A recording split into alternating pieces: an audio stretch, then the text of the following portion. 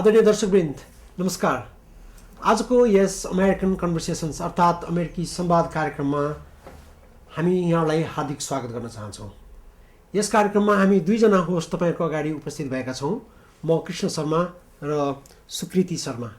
आज हामीहरूले यहाँ समक्ष एउटा एक विशेष पाहुनालाई लिएर आएका छौँ र उहाँ हुनुहुन्छ आनी छोइङ।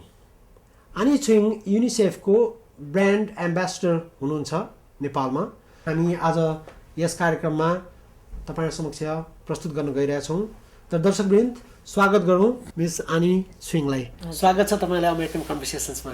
धन्यवाद। अमेरिका आउनुभयो तपाईँ यो नेपाललाई रिप्रेजेन्ट गरेर युनाइटेड नेसन्सको यो जुन इन्टरनेसनल डे फर ह्याप्पिनेस यो सेलिब्रेट गर्नको लागि। So how do you feel? Felt good actually. I mean felt honoured. मलाई मात्र नभइकन मेरो सबै सङ्गीत हाम्रो टोली नै हुनुहुन्छ। त्यसमा अब विशेष गरेर हाम्रो वरिष्ठ सङ्गीतकार यो बज्राचार्यज्यू हुनुहुन्छ। उहाँका साथसाथै हाम्रो गोपाल रसैली अनि रमन महर्जन बाँसुरी बजाउनुहुन्छ उहाँले। गोपाल रसैली त अब अहिले नेपालको चिनिएको guitarist plus one of the best music arranger पनि हुनुहुन्छ। हामीहरूको एक टोली नै छौँ। हजुर, हामी सबैलाई उहाँ युनाइटेड नेसनले बोलाउनु भएको, not just to speak but to perform as well. त्यसैले हामी धेरै खुसी छौँ एउटा आफ्नो राष्ट्रलाई एउटा प्रतिनिधित्व गरेर हामीले त्यहाँ त्यसरी पर्फर्म गर्न पाउनु हाम्रो लागि त एकदमै गौरवकै कुरा हो। So you happen to meet with a lot of different people from different walks of life who have gotten different kinds of experiences, हैन? जीवनको विभिन्न अन्तरालहरुमा तलमाथि धेरै कुराहरू भोगेको व्यक्तिहरू। सो उहाँहरूलाई तपाईको मेसेज के थियो? मेसेज भन्दा पनि आफ्नो सोच र विचारलाई अलिकति मैले उहाँसँग सेयर गरिएको मात्र हो। नत्र भने म आफूलाई I don't put in myself in a position to tell someone what they should do. Actually I just shared my opinions. But you can still share your experiences. My opinions and my experiences. What I had to share was that the key ingredients to really experience happiness in life is all depends on simple kindness in our life. If we can practice that in our day-to-day life, in everything that we do, whether that is in our thought process or speech process or action, I mean a physical action process, whatever we do, if we carry everything with a simple kindness, I think that brings all the answers to all our problems. And that's what I learned from my teacher, and I try to apply that in my life, daily life, and it seems to work in my life to make my life much more happier and to do more things that makes my life more happier. So I simply shared that, my thought and my understanding and my experience in that. So other than that, I wouldn't be able to say that I have taught someone how to be happy. I think people have to understand that themselves rather than somebody else tells them what they should do. So that was my experience at the United Nations. हजुरको विचारमा खुसी भनेको के हो? खुसी भनेको something that you're satisfied with, I think. You agree with. Simple explanation or interpretation of sukha is something that you are able to accept. Dukkha means something that you reject, you resist. So that's a very simple interpretation. Everything that in your life you can easily accept brings happiness in your life, joy. And those that you can't accept brings suffering, then you're not happy with that.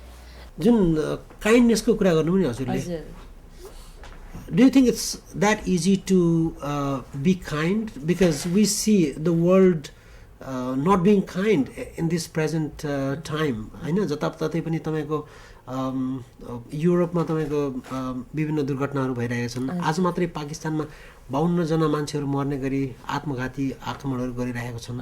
यमनमा त्यस्तै प्रकारको घटनाहरू भइरहेको छ। अमेरिकामा पनि एकदमै हत्या र हिंसाका कुराहरू भइरहेछन्। It's because of people not being kind, है? हजुर simple problem त्यही मात्र हो. हजुर. It's just what lacks in our society, in everyone individual, is simple kindness. I think that is a very simple thing, yet so profoundly important, and that's the key ingredient, I would say, for human being to really be able to experience the goodness of human heart is to be kind. And So that brings the whole wonderful, colorful thing in our life. That really gives the sense of your existence as a meaningful way, in a meaningful way. हजुर. त्यसको लागि tell our audience and us as well as to how to be kind.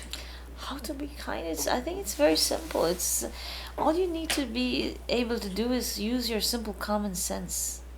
You don't need to be highly educated or intellectual or powerful or whatever you call it to understand that. I think even a small kid would understand that.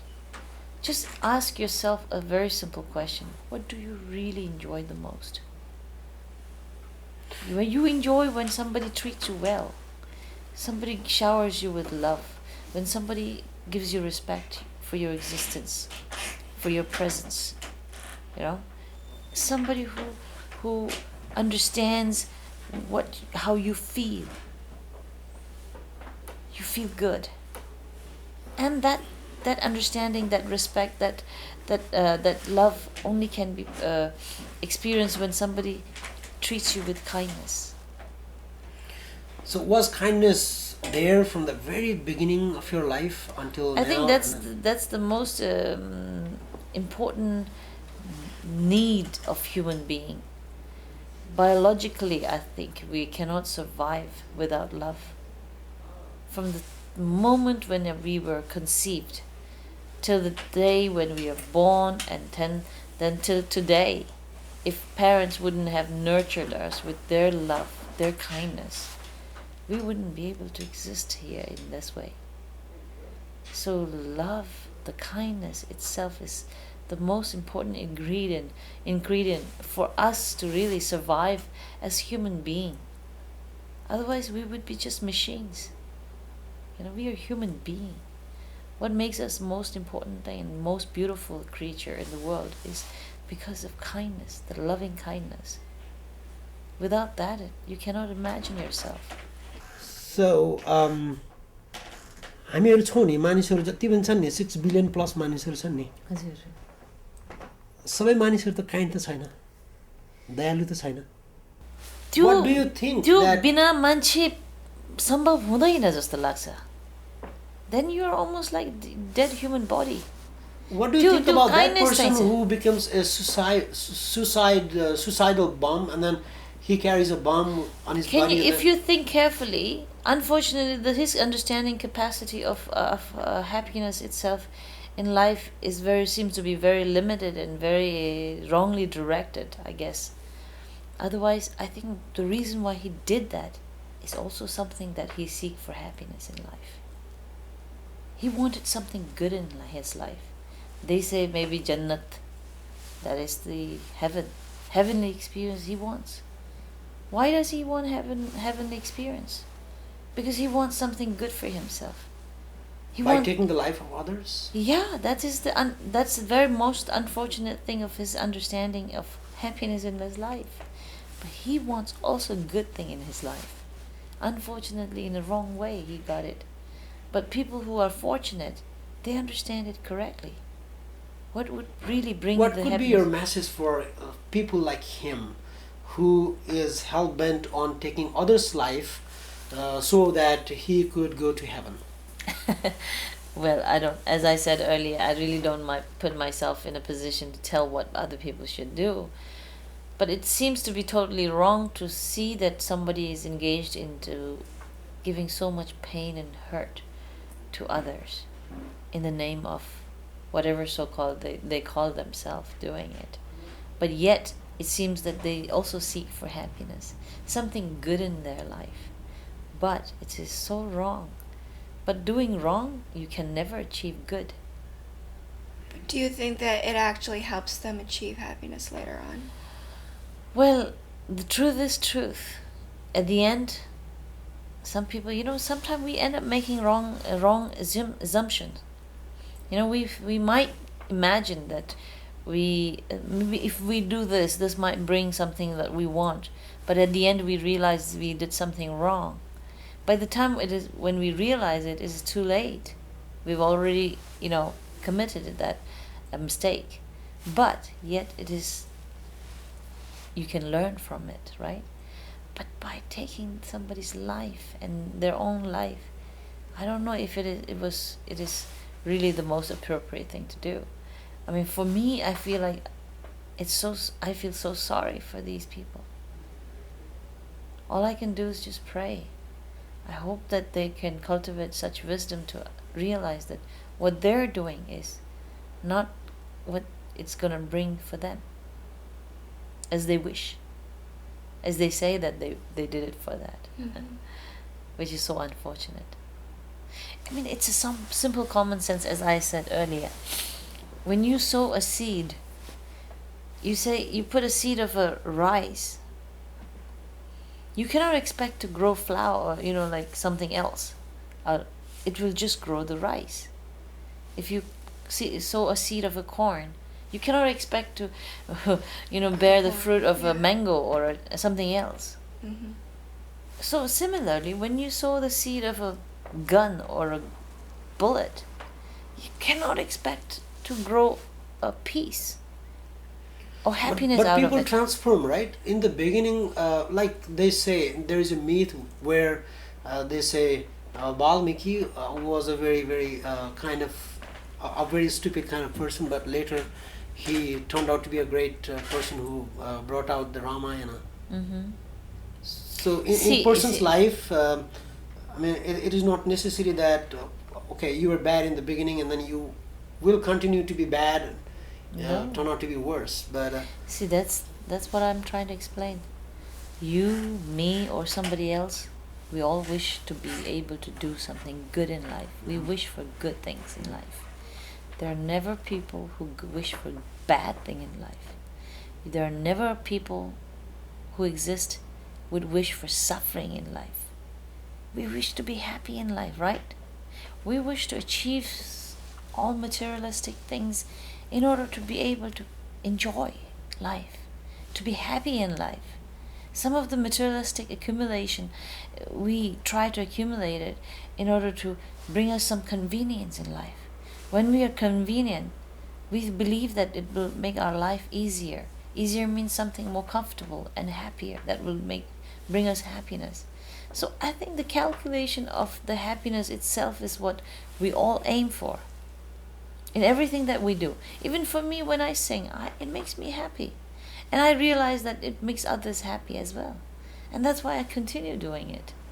awesome. I travel long, and then go through the experience of not having right health, as like not the right time to sleep, not the right time to eat, but yet I do it because I am happy to do it. So people, like you said, people crave for things, right?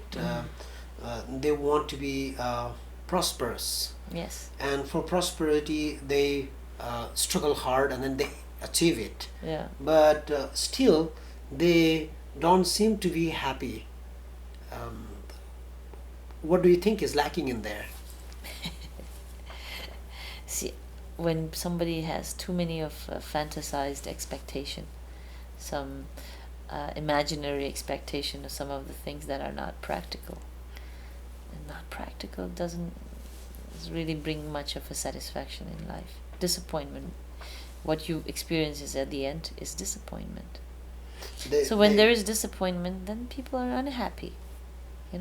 The greed, the more you get, the more you want. And sometimes, even if you want more, it is not practical for you to be able to go through that experience. So then disappointment is there, I guess. So see, again, I don't want to be saying that what people feel is this and that. I'm not the person to really analyze how they feel exactly. But generally, what I have to say is that whenever I'm disappointed is because I have too much of expectation, and that are not practical. And I end up being disappointed with myself. When there is disappointment, then there is sorrow. The sorrow is something what we don't want, but yet we don't really think carefully why we are disappointed. It's because things are not according to what we wish. And sometimes it is not necessary that everything comes according to your wish. All we need is that acceptance, that the acceptance of the things as it is. Like, oh, this is sometimes this is Sakshi like. bhava? What is that? Would you call it a sakshi bhava?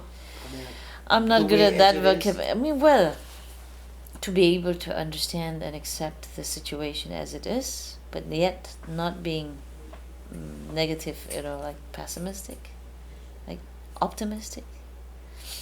So Would you allow me to ask one personal question on this? sure.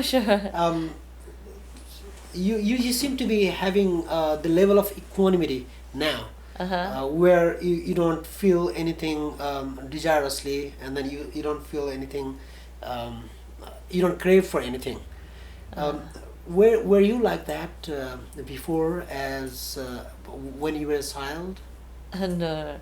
Well, that is your assumption that I don't seem to have any desire or any expectation. I do have still, but yet, if you don't have it, then life is boring. I think craving, or well, let's say craving in the sense of little negativity. That's probably I can definitely say yes. I don't really crave for things that are not practical or not appropriate. But yet, I do wish for something better. I do hope for things to get better. I do pray and carry aspiration that things would get better. Not only in my life, but in others' lives as well, in the world, whole world. So that is my that is the attitude that I try to develop in myself all the time, in everything that I experience in, or I do. So, yes, all we need is, I think, is practically to really think and make decisions and carry an expectation or an aspiration that are practical. But yet, sometimes some of the practical things is beyond our imagination as well. But that doesn't necessarily mean that it is not possible, or impossible. How do you spread happiness? Well, What if would you're you do? if you're kind to people, if you're kind to yourself, that's what brings happiness. If I treat you with a smile, wouldn't you be happy? Yeah. And then that's it. Yeah, sometimes it's too simple that people think it's not so exciting and not so special. But imagine if I come into this room and look at you in a very rude way, and you wouldn't be happy. No. Yeah, the moment I walk in, I give you a nice smile and say hi. It makes you happy, right? And this is what you love, you enjoy, and that's what you can give as well. But they say that happiness is leading towards less creativity. If you're happy, Well, I don't know about that. Really, do you agree? I don't think so. Don't. No. Well, you see, if you're an unhappy person, how can you be so creative? If you're way too happy and contented with life, that contentment makes you kind of little less creative. Active, Yes. less active. I don't know. I really don't know. Is that what you mean, Sukriti? Yeah. Well, I don't know. I think that all depends on the individuals. I think you cannot really say that on everyone. That applies to everyone. Yeah. You cannot generalize For that. me, I don't. I mean, like for instance, like my composer. If he's not happy, I don't think he can create beautiful songs. Yeah. And then when somebody's unhappy and creates something, I don't know how good that will be either. So, well, I cannot say anything on behalf of others. But yet, for me, if I'm not happy, I really can't sing properly. So you were a singer. Let's get into the singing aspect. Was singing your passion from the very beginning? I loved and I enjoyed singing always. Since young. When you're young, as far as I know about your childhood life, Yeah. you're kind of a little complicated childhood life, but you loved your mother so much that how would you make her happy? Was there a moment that you wanted to see your mother happy, and then you would sing? Those or- days when I was young, the way I tried to make her happy was to, help her, with her household work. I did cooking. I did taking care of my siblings. I did dishwashing. I did cooking. Sharing her work.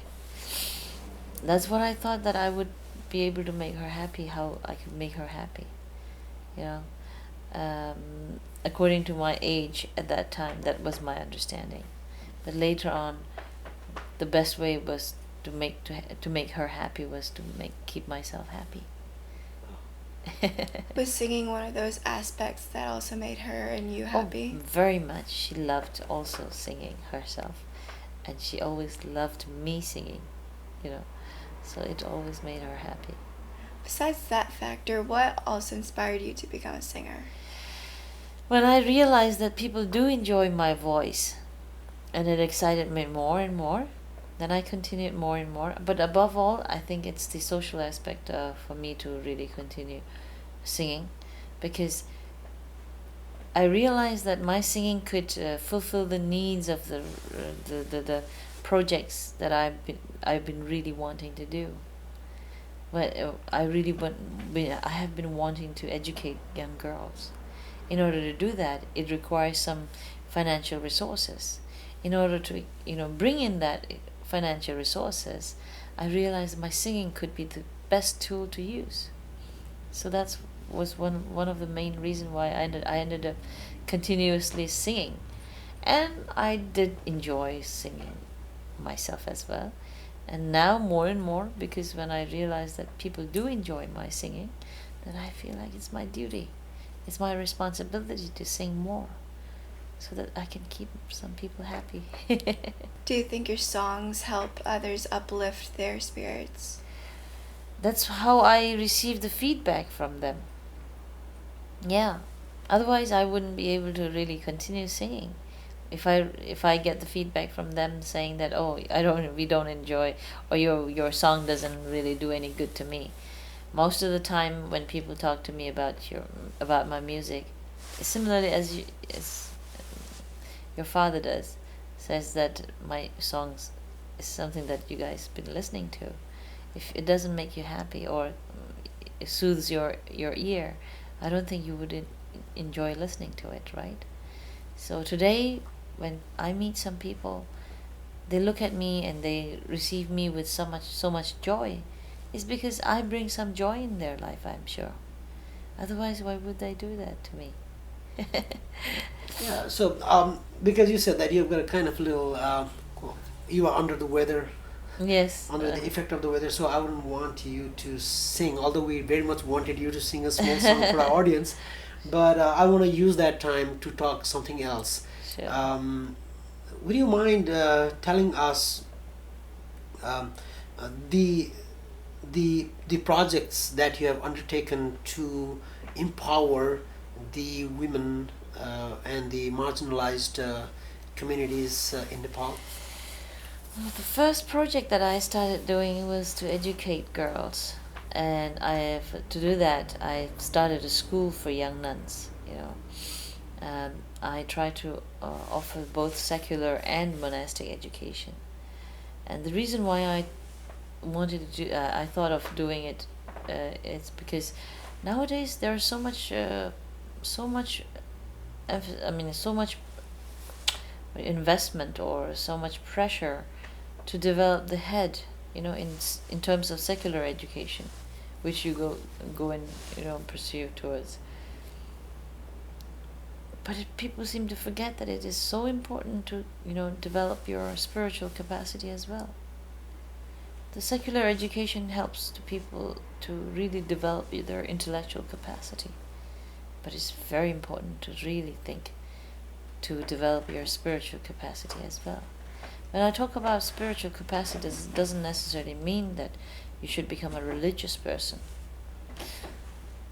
It is about developing the goodness of human heart, the wisdom.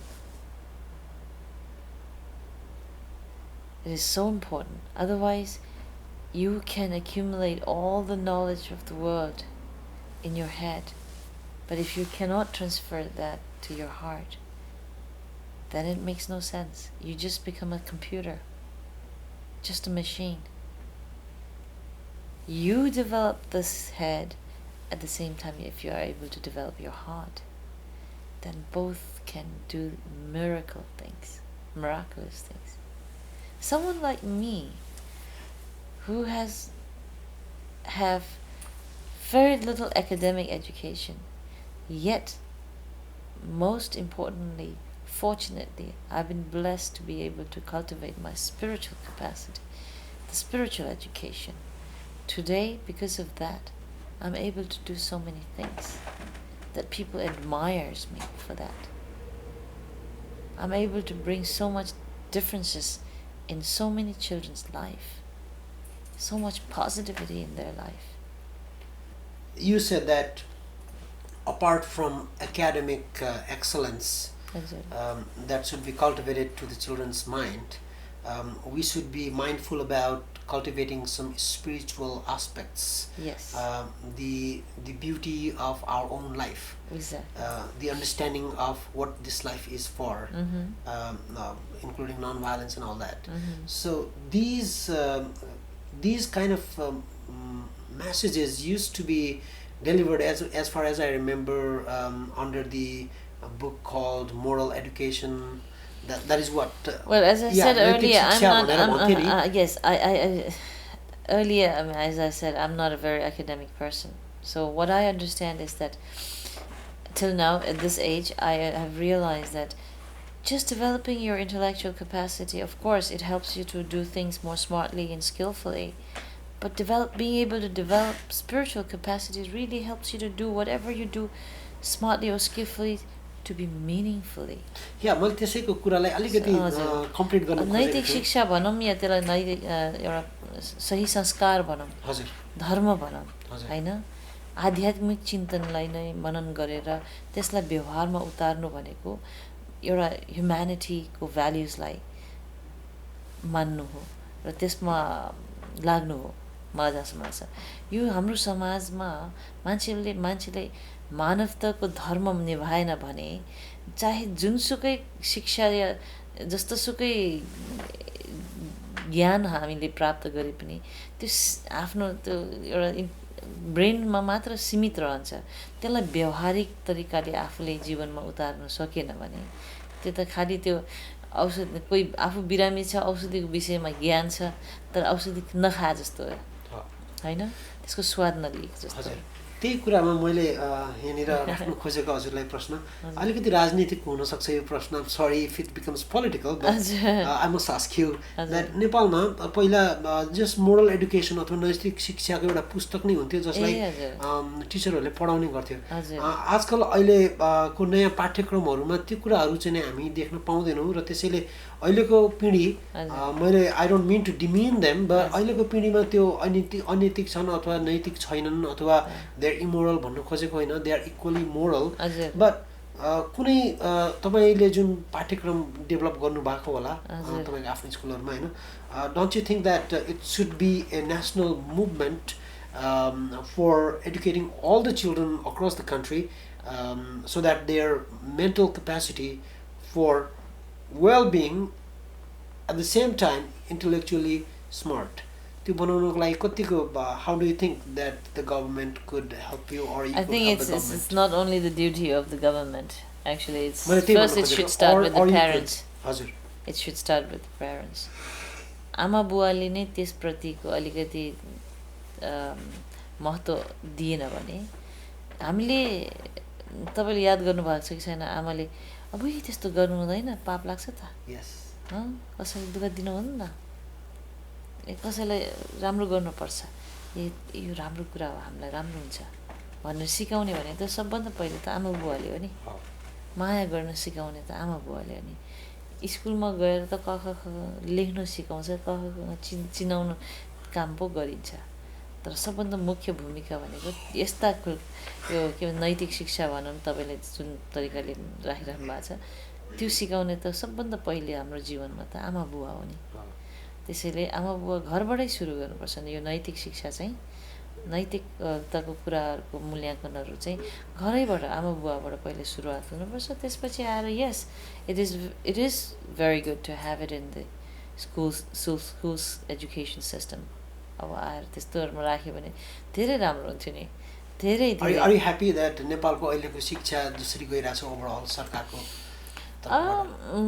म यो भन्दिनँ कि नेपाली सरकार शिक्षाको क्षेत्रमा उहाँहरूले अलिकति सुधार्ने कोसिस गरिराखेका छैन र या समाजमा राम्रो कुराहरू ल्याउनुपर्छ भन्ने सोच राखेको छैन त भन्न मिल्दैन तर कता कता एउटा सीमित ज्ञानले भनौँ या सीमित पहुँचले भनौँ या सीमित बुझाइले कता कता त्यसमा अलिकति ल्याकिङ चाहिँ पाइन्छ पनि किनभने हामी सबै अरूको कुरालाई धेरै बेसी सुन्ने गर्छौँ विदेशी शिक्षा भन्न साथै हुरुक्क हुन्छौँ होइन आफ्नो छोराछोरी विदेशतिर पढ्यो भन्दा साथै हुरुक्कै हुन्छौँ के किन भने जस्तो हुन्छ हाम्रो आफ्नो के भन्छ पहिला पुरानो संस्कृति अनुसारको एउटा शिक्षा जुनको प्रावधान छ ती कुराहरू चाहिँ एउटा ओल्ड फ्यासन या something not up to date चिज भन्ने खालको सोच राखेको छ तर ancient wisdom that we carry from our culture is so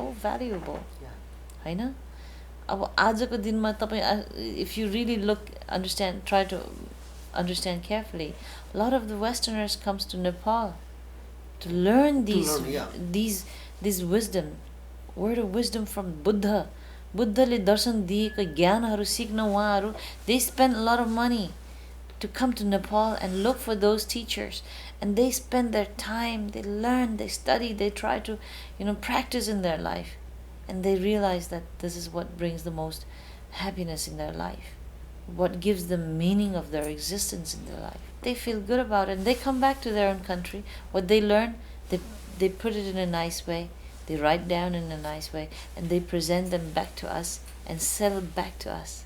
And we think that they have come up with so much something amazingly nice and wonderful that wow, भनेर हामी excited भएर ती कुराहरूलाई we try to buy them, we try to learn from them and we quote their names. And ती ज्ञानको कुराहरू हाम्रैबाट गएर सिकेको ज्ञानलाई उहाँहरूले आफ्नै प्रस्तुति नयाँ प्याकेजिङबाट हामीलाई नै they present to us. And yet we believe that, this is something this great scientist has said that, or this great, author has said that. I'm excited. You mentioned before that you wanted to educate young girls. Right. How did you accomplish that? I should say if I can educate 1 or 2 or 100, for me it's always an achievement. So today I have 85 girls that I educate, and among 85 of them, 2 are actually completing their master degrees from Indian university in India, and that's a big achievement for me. Today I have 9 students who's completing their college, and almost 8-9 of them who are completing SLC 10th grade, and there are 3 students who are becoming Amchi. Amchi means that Ayurvedic doctors, and then I have 2 of the students who actually are running a preschool to help single mothers, every day to take care of their children and to educate their children. Similarly, there are many kids who are, being empowered, with education and together with proper human values, values of humanity. Goodness of humanity is what they are being educated with. And I try to transmit that values and that understanding and that happiness in them. And I should say I'm quite successful in doing that. And so when you educate them, what message are you trying to give to them? See, education in today's world, people seem to understand that having good education means someday which will give us good job, that will help us to make more money. That is so wrong perception. Education is not supposed to bring that in life. Even someone who's not educated can make good money. But being educated well means to understand life better. And to be able to understand life better means to use your life more meaningfully in life. How you live your life meaningfully, in a healthy way, in a happy way. So that's what education is supposed to do. So this, whatever you learn as being educated, is something to be shared tomorrow to the world. Are you hoping that you get to spread this throughout, My not effort just- is there. Yeah. My sincere effort is there, definitely. But I don't try to limit myself by thinking that, how much I should be doing, how much I can do. I do what I can do within my capacity, as I can do it. It seems to be good. Yeah, it keeps me happy and it keeps me busy. And so, I'm born in Nepal. Yeah. And today I present myself as a Nepali. What I'm most grateful for is for the identity today. Since I'm born, I've been in Nepal. Yeah. And my most important responsibility towards is Nepal. Absolutely. Yeah. So, and this doesn't mean anything of political thing. Yeah. This is just simply of how I feel. Absolutely. You represent the younger generation of youths. So how would you want to involve them in your happiness movement? Whatever I'm doing is for them. See, whatever I do, if I have to tell the older generation, it's too late for them to, really, to bring any change. But yet, of course, if they understand it, what I'm trying to say, it's good. But yet, most expectation that I have is the younger generation, because they're the one who will really improve the future. What is the message for the Nepali community members who are living in America especially and across the world? Well, message in the sense, I wish them all good, really. My best wishes are there wherever they live, and I know I'm very confident that they all love Nepal. And people seem to be really, for instance, this morning I was participating in this Newari convention, and they were trying to really bring together their root culture. They were doing their prayers together, and they were trying to understand their culture much more clearer. And that enthusiasm that I see in them is so wonderful. Actually, they seem to be more closer to home than the people who live in the home, So it's wonderful. So, and I think it's, for instance, the second generation of Nepali children in America, I'm sure they also are proud of their root cultures, their Nepali identity. Miss अनि छोइङ तपाईँ हाम्रो निमन्त्रणा स्वीकारेर yes कार्यक्रममा आज पाल्नुभयो, त्यसको लागि हामी यहाँलाई हार्दिक धन्यवाद दिन चाहन्छौँ. धन्यवाद. And thank you to you, Susan. Thank you. Dear audience, we would like to wrap up tonight's episode of the American Conversations. Thank you and namaste. Namaste. Good night.